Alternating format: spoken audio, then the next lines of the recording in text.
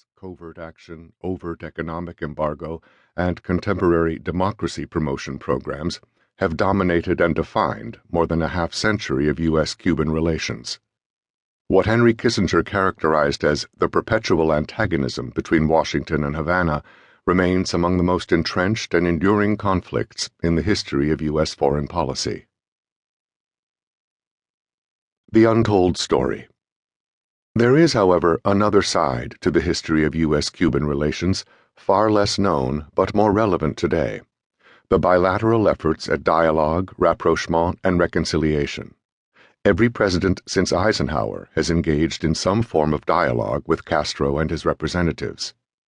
Some talks have been tightly circumscribed, dealing only with specific narrow issues of mutual interest, such as immigration, air piracy, and drug interdiction. Others have been wide-ranging, engaging the full panoply of issues at stake between the two sides. Some episodes of dialogue produced tangible agreements, formal and informal. Others sputtered to a halt with no discernible result. But every U.S. president, Democrat and Republican alike, has seen some advantage in talking to Cuba. Indeed, both Democratic and Republican administrations have engaged in little-known efforts to arrive at a modus vivendi with the Cuban Revolution.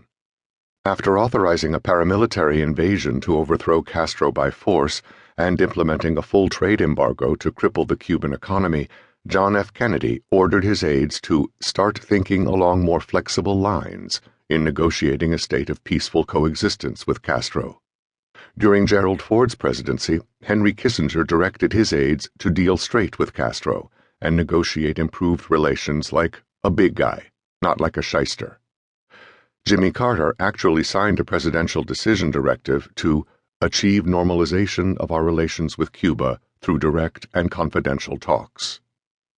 Given the domestic political sensitivity surrounding any hint of better relations with Havana, these talks, and many other contacts with Cuba, have often been conducted through secret back-channel diplomacy.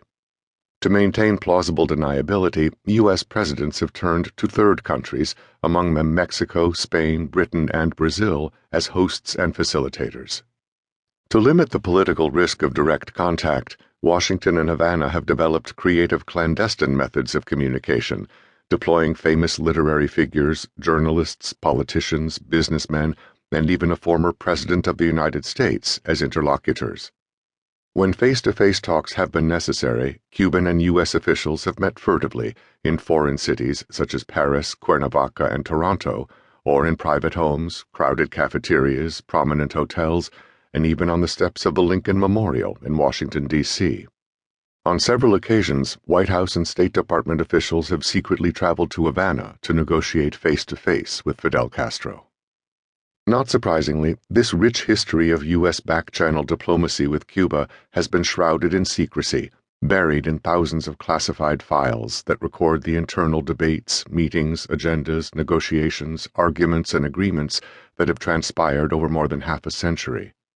In the absence of an accessible historical record, scholarship and analysis on U.S.-Cuban relations has largely focused on the more prominent and visible history of antagonism, skewing the historical debate over whether better ties were possible or even desirable. The dearth of evidence on the many efforts to find common ground has empowered the anti-dialogueros, as one U.S. official called them, to cast serious diplomacy with Cuba as an oxymoron at best, a heresy at worst.